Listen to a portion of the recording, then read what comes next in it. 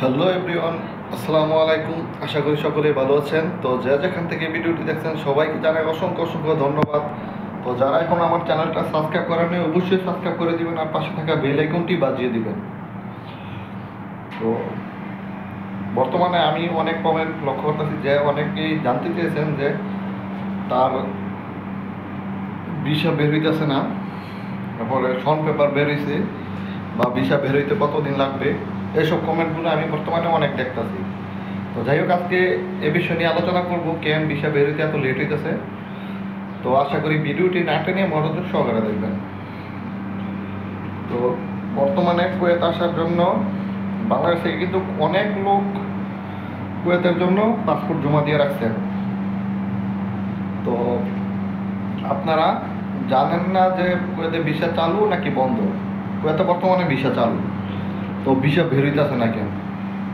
Visa না বের হওয়ার কারণ হলো একমাত্র দালাল।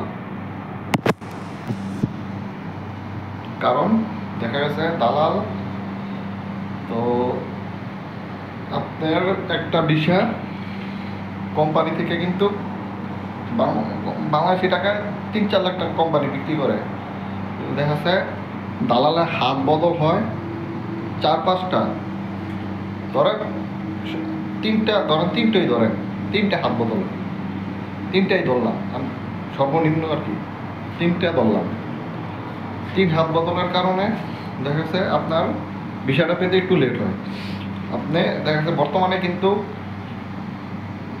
আমার ধরেন আপনি আমার কাছে জমা দিলেন, আমার কাছে কিন্তু ভিসা নাই। আপনি আমার কাছে পাসপোর্ট জমা দিলেন, আমার কাছে ভিসা নাই। আমি আপনার কাছে পাসপোর্ট পাসপোর্ট হাতে নিলাম, টাকা নিলাম, কিন্তু আমার কাছে ভিসা নেই। দেখা যাচ্ছে আমি আরেকজনের সাথে যোগাযোগ করব, সে আবার আরেকজনের সাথে যোগাযোগ করবে, সে আবার কোম্পানি থেকে ভিসা নেবে। এরকম হইতে হইতে দেখা যাচ্ছে অনেক সময় কিন্তু চলে যায়। এরকম হইতে হইতে 3-4টা দাম পার হওয়ার কারণে 4 লাখ টাকার ভিসা আপনার 3-4টা দাম পার হওয়ার কারণে 7 থেকে 8 লাখ, বর্তমানে কিন্তু 8 লাখ টাকা নিতেছে বর্তমানে। এটা অনেক অনেক লেভেলের আর কি প্রতারণা করতেছে। 8 লাখ টাকা নেওয়া, এটা 75 টাকা বেতনে 8 লাখ টাকা, এটা আর কি বহুত বড় প্রতারণা হইতেছে, অনেক জুলুম হইতেছে আর কি। 7 লাখ টাকা নিছে, ওইটা সমস্যা নাই, 7 লাখ, 7,20,000 বা 7.5 লাখ, 8 লাখ টাকা কিন্তু জুলুম হয়ে যায়। তো বর্তমানে যারা আইতাছে 8 লাখ টাকা করে নিতেছে। কেন ভাই আপনারা 8 লাখ টাকা নেবেন কেন? 7 লাখ টাকা আছেন আপনারা, কুয়েতের রেট তো কম না, রেট তো বেশি না। রেট আগে যত আছে 400 বা 400 থেকে কমে, এমন যদি 450 বা 420, তো 8 লাখ টাকা নিতে পারেন, এরপরও জুলুম হয়ে যায়। তো নানান অজুহাত দেখায় 8 লাখ টাকা নিতেছে। তো যাই হোক, এসব যে বাদ দিলাম।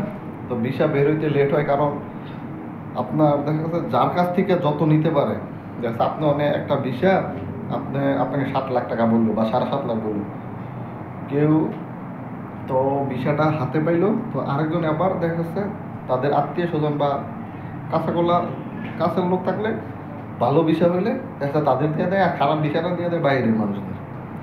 তো অনেক দালালরা কিন্তু এই ইয়েটা করে, ভালো ভিসা থাকলে আত্মীয় স্বজনদের দিয়ে দেয়, আর খারাপ ভিসাটা বাইরের মানুষদের দিয়ে দেয়, টাকাও বেশি নেয়, খারাপ ভিসাও দিয়ে দেয়। তো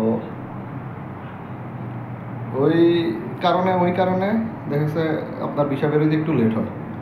আবার আরেকটা বিষয় হলো দেখা যাচ্ছে 3-4টা ধাপ পার হওয়ার কারণে, ওই কারণেও আপনার ভিসা বের হইতে একটু লেট হয়।